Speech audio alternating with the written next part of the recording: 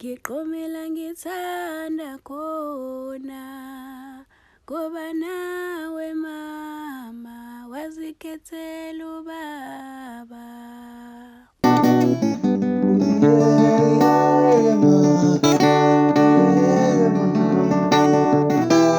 Qomela ngithanda khona, nawe mama.